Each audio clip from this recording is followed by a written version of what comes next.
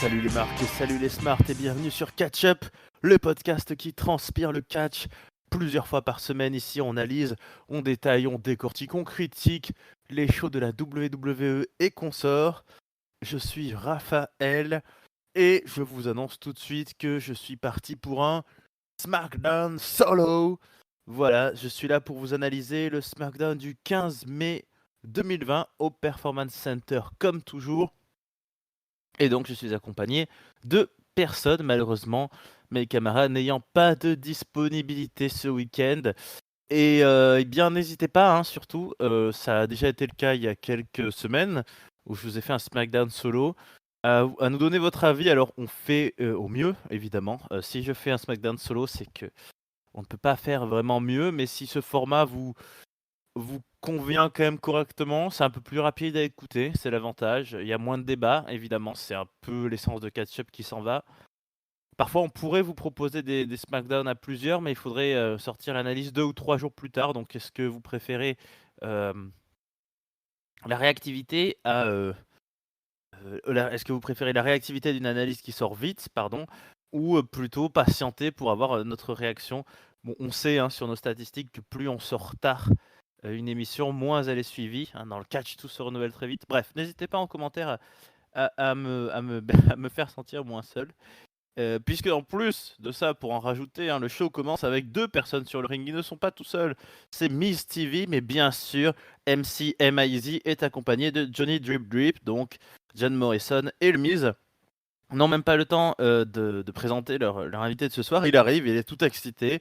Il est en feu, c'est Otis, le porteur de la mallette du Money in the Bank.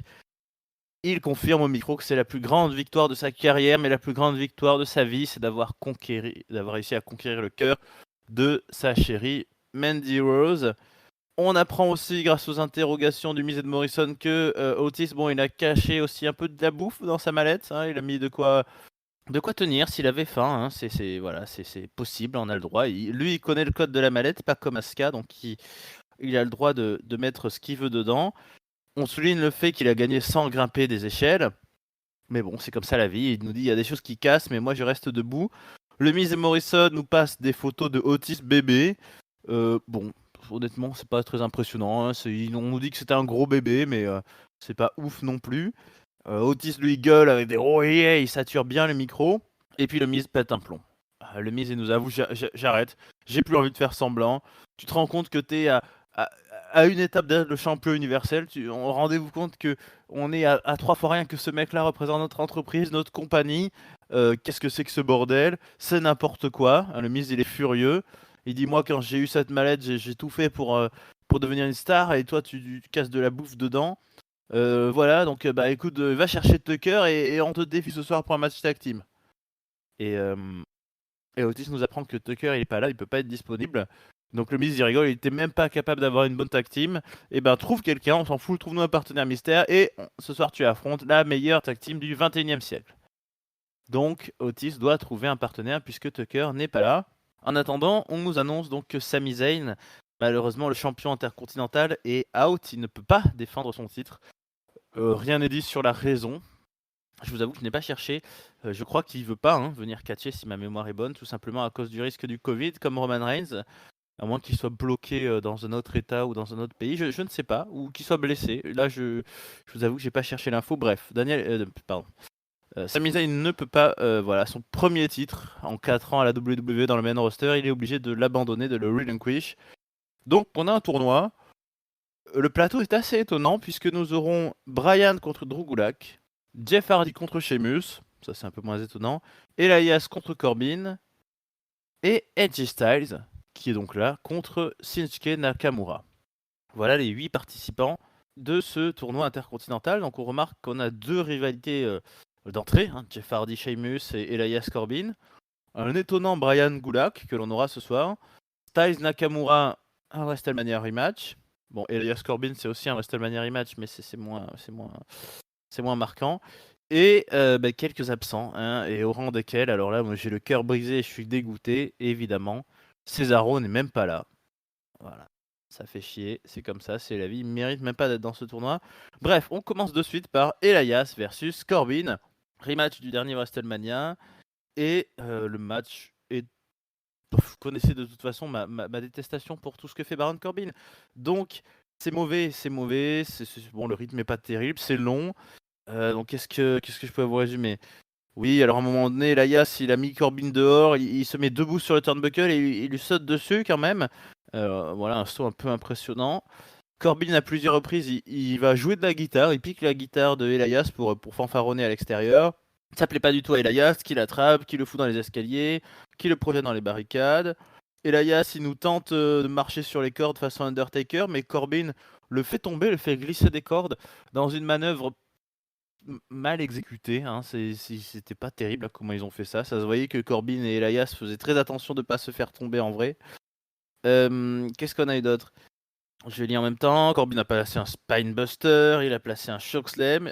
Il a jamais voulu faire son End of Day, visiblement, même quand il dominait, pardon. Et finalement, Corbin, qui fanfaronne une fois de trop, reprend la guitare et pète la guitare sur le turnbuckle à l'extérieur du ring. Elias va se venger, il sort un coup de genou, puis une espèce de roll-up chelou, 1, 2, 3. Corbin est éliminé. Ça fait grand plaisir, évidemment. Et Elias l'emporte dans un match donc qui n'avait aucun intérêt catchesque. Ça, je le répète, je l'assume. N'hésitez pas à me dire si vous n'êtes pas d'accord, mais je pense que ça fera au moins, peut-être pas l'unanimité, mais la majorité. Et alors, très étonnant, moi j'ai trouvé... on a très mitigé sur la FUD. Hein. On nous a vaguement rappelé que Elias a coûté le Money in the Bank match à Corbin, mais voilà, une FUD qui dure depuis longtemps et qui manque. Je trouve qu'il monte pas du tout en intensité. Corbin avait pété la gorge d'Elias il y a quelques semaines dans les coulisses. Ouais, bon, c'est pas terrible. En tout cas, Elias avance. Corbin est éliminé. Ça lui fera un petit peu les pieds avant de se faire prendre les Claymore Kick lundi. Mais bon, ça fait pas rêver non plus. Hein. Elias qui avance dans ce tournoi, honnêtement, c'est pas ouf. Et donc, il sera contre le vainqueur de Edge Styles Nakamura. On peut reconnaître que le tournoi est un peu surprenant. On sort des alignements heel-face. Par exemple, Nakamura et Edge Styles. Bon, Edge Styles est peut-être en train de faire un face turn après son match contre l'Undertaker. Mais c'est pas non plus hyper flagrant. Donc, bon, on verra. Suspense, ça sera la semaine prochaine. On l'aura pas ce soir, ce match-là. Pendant ce temps, Otis en coulisses cherche son partenaire du soir. Il croise Sheamus qui refuse. Il lui dit: oh putain, il y a vraiment personne, c'est vraiment pas cool. Mandy Rose lui dit: bah t'as qu'à avoir le champion, t'as qu'à avoir Braun Strowman. Oh yeah, ça c'est une bonne idée, baby. Donc il part voir Braun Strowman. Et Braun il lui dit: attends, tu veux de moi comme partenaire pour le tag team de ce soir? Ou tu veux en profiter pour cacher ta mallette dans mon dos comme un vil traître? Et Otis se dit: oh bah non, je suis bien trop con pour avoir pensé ça. Enfin, il le dit pas, mais voilà. Donc Braun dit: ok, je vais y réfléchir, ok. Entre temps, on est hacké, SmackDown est victime du hacker. Sauf que le hacker, il diffuse le même clip en fait. C'est plus du hacking, c'est le même clip annonciateur qu'on a eu au Money in the Bank, c'est-à-dire voilà, il nous dit je suis partout, je vois tout le monde, j'entends tout, personne n'est à l'abri, la vérité va être entendue. Honnêtement, j'étais très déçu. Parce que si vraiment on est dans une gimmick de hacker, bah tu repasses pas la même capsule 2 ou 3 fois d'affilée là pour nous dire en gros que t'es en train d'arriver. C'est pas comme la capsule de, voilà, je sais pas moi, si les Forgotten Sons arrivent ou n'importe quelle équipe ou quel catcheur où tu fais un peu des capsules promotionnelles. Là, c'est un hacker. Donc il doit nous hacker le show. La gimmick, c'est que c'est pas prévu. C'est pas quelque chose que la WWE scénarise.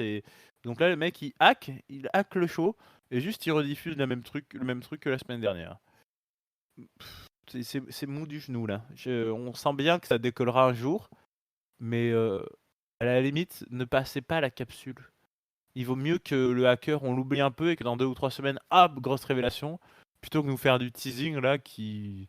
Parce qu'on a compris, c'est bon, ok, on a compris, il va hacker, ok, d'accord, il va nous dévoiler la vérité, détruire des amitiés, je ne sais quoi, mais allez-y là, soit tu le fais, soit tu le fais pas, mais bon. Bah voilà, je suis déçu du hacker pour le moment. Ensuite, une autre qui va être déçue ce soir, c'est Naomi, la pauvre Naomi. Elle affronte Dana Brooke. On se souvient que Dana Brooke l'avait battue dans le match qualificatif pour les Money in the Bank et permis à Dana Brooke de décrocher une mauvaise mallette dans le bureau de Stephanie McMahon. Et là encore, Dana Brooke réussit à éviter l'une des prises de Naomi et à placer un pin pour la victoire. Donc victoire de Dana Brooke à nouveau.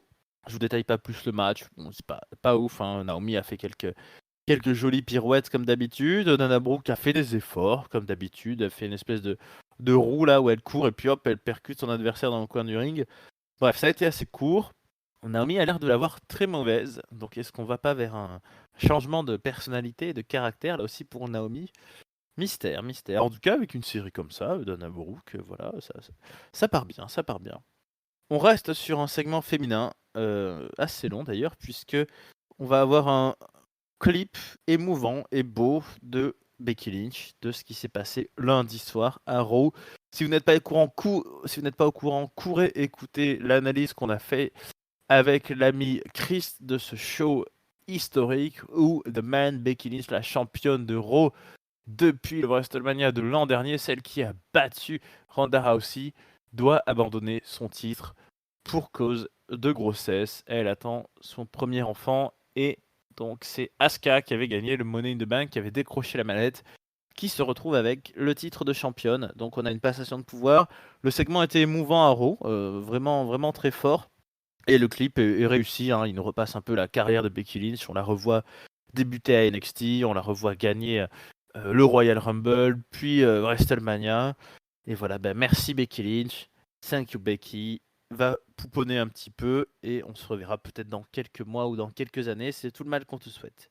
Pendant ce temps, Charlotte, elle, est à SmackDown. Et oui, je vous rappelle que depuis Raw, on est au courant qu'il y a du Brand Invitation. Ça veut dire que Raw peut inviter des gens de SmackDown, SmackDown peut inviter des gens de Raw. Bon, Charlotte, c'est ce qu'elle nous dit en arrivant. Bon, elle est ni SmackDown, ni Raw, ni NXT, elle est les trois à la fois. Comment fais-tu, Charlotte, pour être partout à la fois, nous dit-elle, avec des dents d'une blancheur incroyable, hein. Elle a un excellent dentiste, visiblement. Elle dit, mais c'est tout simple, c'est parce que les gens veulent plus de Charlotte Flair. Mais oui, bien sûr, on n'est pas lassé de l'avoir gagné tout le temps partout. Voilà, c'est une moneymaker, c'est ce qu'elle nous dit. Je m'appelle Charlotte Flair. Voilà, je suis la fille de l'autre, vous savez. Je suis talentueuse, je suis excellente, etc. Elle est interrompue par la championne de SmackDown, Bayley, qui arrive avec Sasha Banks.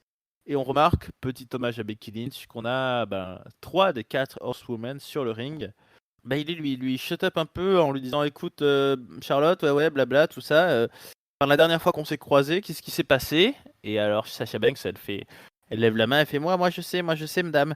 Et la dernière fois, Bayley, tu battais Charlotte et tu devenais championne. Et Bayley a dit effectivement la dernière fois, je t'affrontais, je te battais, je devenais la première et la seule championne féminine à être Grand Slam champion, puisqu'elle a été Tag Team championne à NXT. Bayley, elle a un palmarès, elle aussi, relativement conséquent désormais. Et elle dit à Charlotte, voilà, repars à NXT pour faire rêver un petit peu les petites jeunes, repars à Raw pour affronter pendant 20 minutes Liv Morgan. Ici, le show bleu, c'est chez moi, j'ai battu tout le monde. Et quand je dis tout le monde, ça inclut toi, ça inclut Charlotte aussi. Bon, Charlotte fait une vague tentative un peu mou du genou en disant à Bayley, ouais, pour me battre, t'as dû changer de look et de coiffure. Bon, ce à quoi j'aurais répondu, s'il suffit de changer de coiffure pour battre la Queen, c'est pas non plus très, très demandant. Mais non, Charlotte, elle préfère regarder Sasha Banks, justement. Et elle dit, Bayley, c'est Sasha qui t'a rendu relevant, donc qui a fait de toi une championne à NXT, qui t'a porté à NXT. Et là, c'est grâce à elle que t'es championne maintenant. Donc j'aimerais bien écouter Sasha. Est-ce que t'es bien là, Sasha, toi qui étais avec qui j'ai main eventé Raw, avec qui j'étais la première à main eventer les pay-per-view. Est-ce que ça te satisfait vraiment d'être dans l'ombre de Bayley? Sasha Banks ne peut même pas répondre puisque c'est Bayley qui monopolise le micro, qui dit oh là là, arrête Charlotte, t'essayes de briser notre amitié, on est plus intelligente que ça. Charlotte, elle va jusqu'à demander à Bayley, elle va demander à la technique de couper le micro de Bayley, mais ça sera pas fait. Et Bayley a dit écoute, j'en ai marre de parler. Un match, ça te dit, championne contre championne? Charlotte a dit ouais, je pense que ça plairait à Fox de m'avoir sur le ring.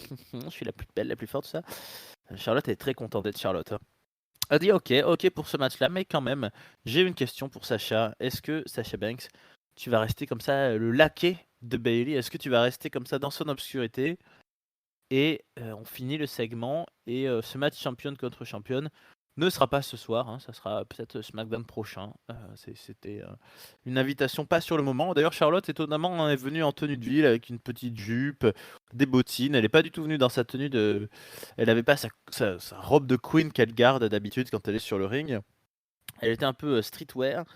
Et donc, alors que penser de ce segment? Le problème, c'est que c'est toujours mal joué parce que Sasha Banks a l'air de mordre dedans.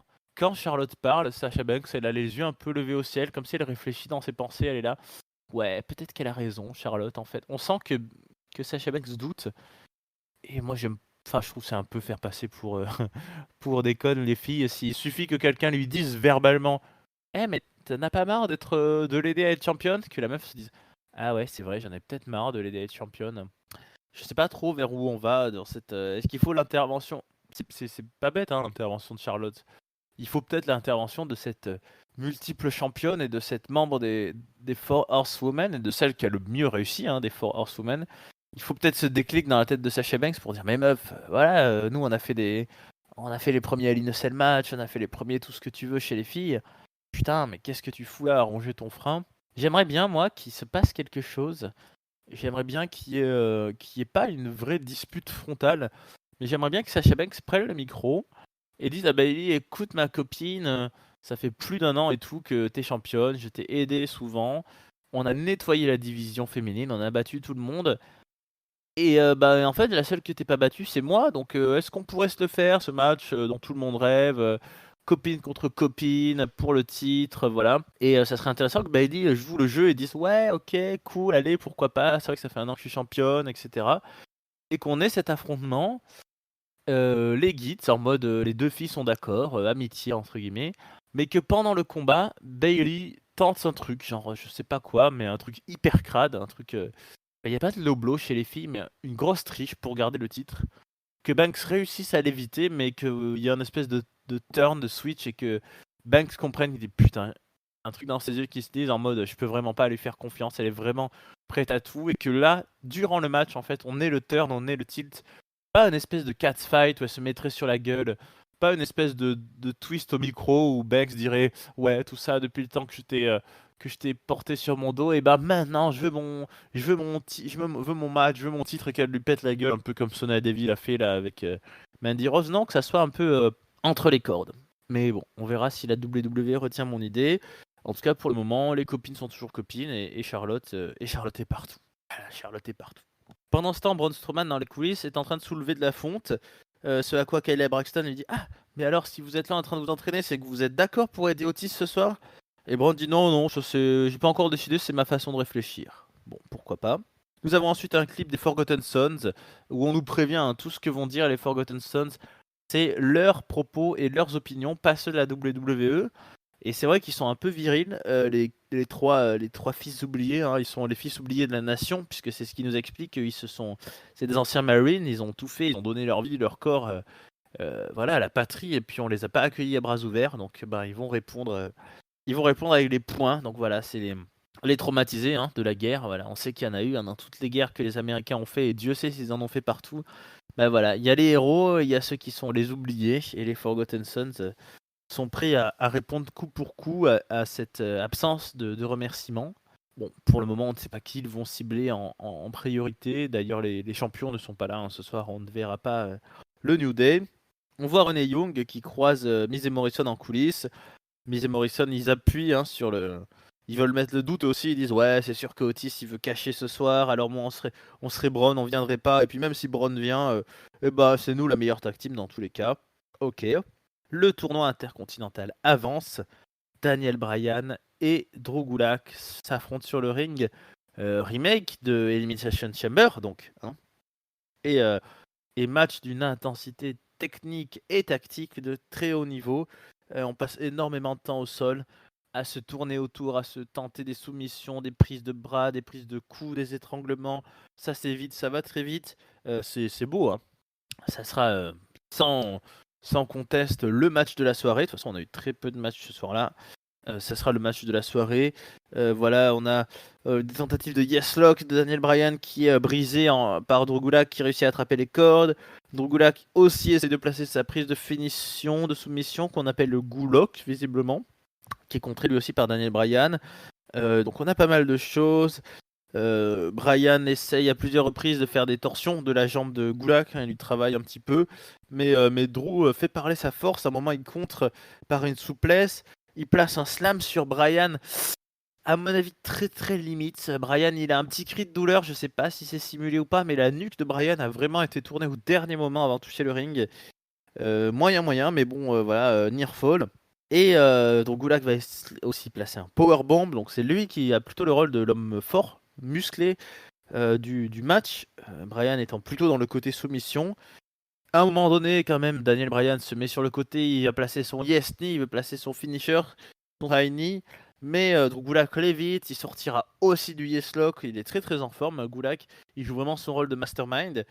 Mais Bryan, à un moment donné, lui place une torsion de la cheville très violente en lui claquant la jambe sur le ring, en lui plaçant une soumission sur cette cheville assez inédite. C'est pas la prise de finition classique de Daniel Bryan, mais ça suffira pour l'emporter. Gulak tap out.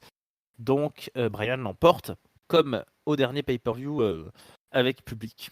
C'était Elimination Chamber.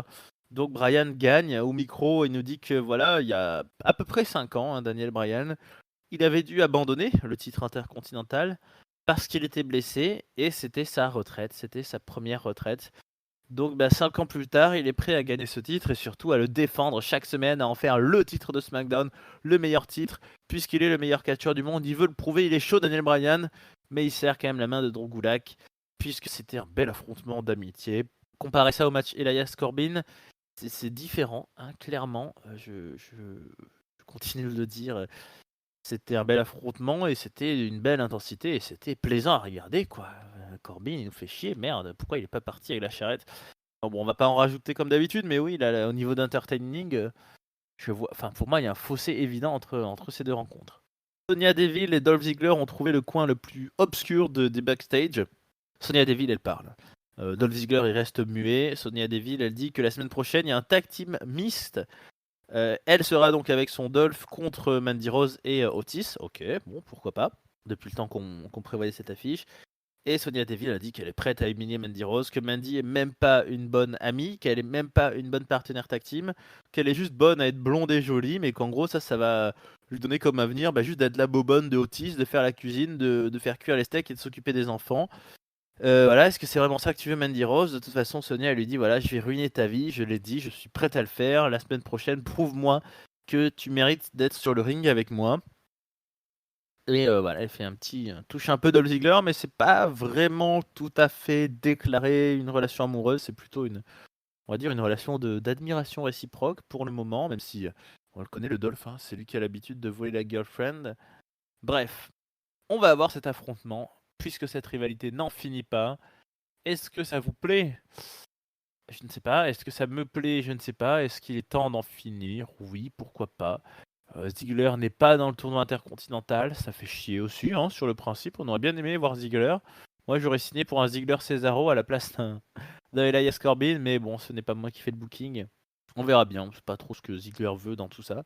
Quel est son intérêt au final, mais ils en mettent du temps, hein, quand même pour se venger de Otis, parce que Otis, il a tout gagné, il a la gonzesse et il a la mallette. Donc c'est pas trop réussi pour le moment comme opération de destruction de vie, hein. Mais ça va peut-être venir, on verra bien. Sur ce main event, donc, Miz et Morrison contre Otis qui arrive. Alors Miz et Morrison, ils font genre, il y a personne, il est où ton tag team partner? Et ils en seront aux fraises puisque Braun Strowman est bien là. Braun, le champion, débarque, le champion universel est là. Donc il accepte d'être le partenaire de Otis pour ce soir. Otis commence, il domine John Morrison. Et à un moment donné, voilà, il propose à Braun, allez, on fait le double Caterpillar. Donc ils y vont tous les deux. Alors Braun, il fait très mal le worm, hein, le Caterpillar. Mais ils font le double descente du coude. Sauf qu'on s'en va à la pub et donc forcément au retour, les méchants dominent. On apprend que Miz, dans le dos de l'arbitre, a mis ses doigts dans les yeux de Otis. C'est très vilain, ça fait très mal, c'est interdit. Qui permet au duo Miz et Morrison de dominer. Miz envoie une série de yes kicks, il s'amuse line, il tabasse un petit peu Otis, il lui place un collier arrière pour bien l'étouffer, pour lui faire perdre un petit peu conscience. Mais Otis réussit à contrer une double souplesse, c'est-à-dire Miz et Morrison essaient de le soulever, et non, c'est lui qui les a fait passer de l'autre côté. Il permet à Braun de rentrer, il fait le tag. Braun détruit tout le monde. Il envoie Miz à l'extérieur. Il court pour faire une Strowman Express. Bon, Morrison l'évite, mais le Miz la prend de plein fouet. Heureusement, Morrison, donc je disais, Jomo a réussi à éviter le pire et il va sauver son ami le Miz sur le ring. Il va le faire sortir du coin du ring, ce qui fait que Braun, qui se précipitait, prend le poteau. Miz se tag à l'intérieur du match.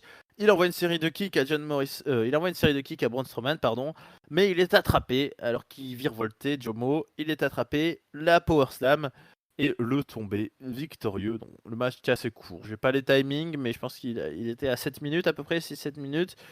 Victoire de Otis et de Braun Strowman. Ça paraît assez prévisible. Braun, il est assez imbattable de toute façon. Les gagnants célèbres. Mandy Rose arrive, Mandy, tout ça, toute mignonne. Elle fait coucou, Braun Strowman la regarde. Et Otis a l'air de. Il le regarde derrière, il a l'air d'être prêt à attaquer Strowman, hein, comme s'il voulait cacher. Et puis finalement, Braun se retourne. Et Otis il fait oh, alors c'était juste une petite blague, c'était pour détendre l'atmosphère, c'était pour déconner.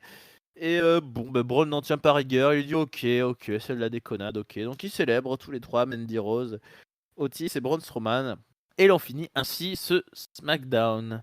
Alors, clairement, l'attraction principale, hein, c'est voilà, le départ de la paire de titres de Sami Zayn et le tournoi, intercontinental, donc avec des affiches assez originales, il faut le souligner. Voilà, on s'attendait peut-être pas à avoir Sheamus contre Jeff Hardy direct. On s'attendait sûrement pas à avoir Bryan versus Gulak. Voilà, AJ Styles s'incruste dans cette affaire alors qu'il était plutôt censé être à Raw. On verra tout ça la semaine prochaine. Bon, on a sorti Corbin, donc déjà le pire vainqueur possible est out. J'ai du mal à imaginer Elias l'emporter, hein, surtout qu'il affrontera le vainqueur de Styles Nakamura.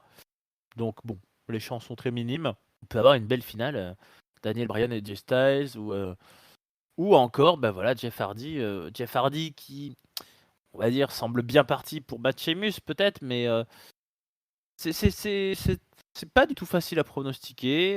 Voilà, il peut y avoir des interférences ensuite. Voilà, Sheamus peut très bien perdre contre Jeff Hardy, puis lui coûter la victoire au prochain tour. On ne sait pas. Voilà, c'est intéressant à suivre, ma foi. De toute façon, le titre intercontinental, l'idée c'est de le revaloriser, hein, toujours. C'est le titre chéri de notre ami Tonton Chris. À côté de ça, je vous avoue que c'est pas folichon, hein. Le fil de ce soir, c'était clairement un one shot. Voilà, c'était John Morrison et le Miz qui ont servi un petit peu de chair à pâté pour Otis et Braun Strowman. Là, le petit détail intéressant, c'est que finalement Otis nous prouve bien qu'il est intéressé par la ceinture de Strowman.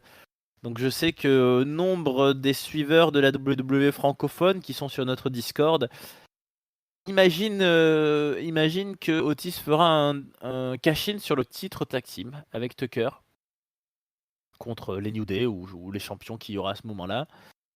Bah honnêtement, une fois que t'as flairé un peu que tu peux devenir champion universel, ça serait quand même très con. Enfin franchement, on sait que Otis c'est pas vendu comme un mec très intelligent, mais une fois que t'as compris là ce soir que ah tiens ouais avec un peu de chance, si je me débrouille bien, si Strowman se fait tabasser tout ça, peut placer un cash-in et devenir champion universel. Bon, faudra vraiment avoir peu d'ambition pour cacher sur le New Day. On verra bien. On n'a pas vu Braun Strowman, on n'a pas vu The Finn, donc beaucoup de choses sont encore possibles dans les semaines à venir. Voilà, Charlotte est partout. Je suis pas sûr que ça me fasse rêver. Je suis pas sûr que la façon dont on continue à doucement, lentement, tranquillement envisager que Sasha Banks, à un moment donné, finira par trahir Bayley, ça me fasse rêver. Donc, ouais, SmackDown un peu poussif, à qui je vais mettre la note de 2. Mon top étant inévitablement le Bryan contre Drew Gulak. Ça, sans discuter, c'était un bon match. C'était vraiment un bon match. J'ai 3 flops en tête, donc je vais vous les dire tous les 3. Que Cesaro soit out du tournoi, ça me fait chier clairement. Que le hacker nous ait sorti le même clip que la dernière fois, grosse paresse. Et puis Corbin Elias qui était pourri.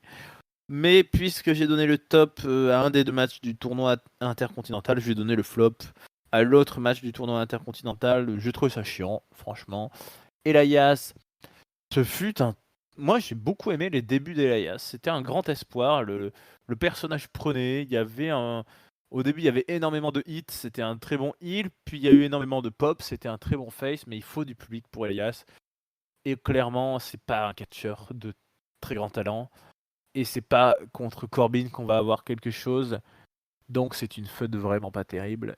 Et trop longue. et auquel on s'implique pas parce qu'on n'a pas tant d'intérêt que ça pour Elias.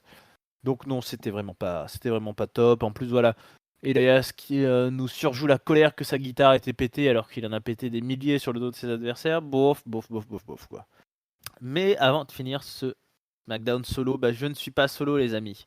Je ne suis pas solo car, heureusement avec moi, j'ai ce héros, ce fan number one, le point Gilbert, mesdames et messieurs. Gilbert. Voilà, Gilbert nous a envoyé une série de questions pour ce SmackDown. Malheureusement, avant d'avoir pu voir l'épisode, donc sa première question, qui sont les favoris pour le titre intercontinental? Lui, il voyait Elias, Jeff Hardy, Gulak ou Sheamus. Bon, ben voilà, Gulak est out, il est sorti de l'équation. Il disait que Daniel Bryan, Corbin, Le Miz ou Cesaro n'allaient pas le gagner parce qu'ils avaient déjà trop gagné ou ils n'étaient pas favoris. Cesaro, voilà, on a dit que Cesaro et Le Miz, ils sont pas là. Corbin, il a perdu. Bryan est encore en lice. Écoute, moi, Gilbert, j'ai beaucoup de mal à imaginer Sheamus favori. Je pense que c'est pas un des gagnants pour ça. Jeff Hardy ferait un beau champion intercontinental. Daniel Bryan aussi, moi je trouve, ce qu'il a raconté là, en disant qu'il y a 5 ans il avait dû lâcher la ceinture. Oui, c'est Bryan qui se promet de défendre ça toutes les semaines. Non, oui, Bryan, ça serait tout à fait prestigieux, il n'y a aucune honte à ça. Tout après, les autres, bon, Nakamura, ça m'intéresse moins. Et G Styles, je sais pas trop. Je vois pas trop ce qu'il fait là dans le tournoi SmackDown. Pourquoi pas? Pourquoi pas? De toute façon, là, c'est difficile. Enfin voilà, on a une brand extension entre guillemets avec les invitations. S'il fallait mettre une pièce, ouais, je la mettrais peut-être sur Jeff Hardy puisque la feud qui s'ensuit est assez évidente contre Sheamus quelques semaines.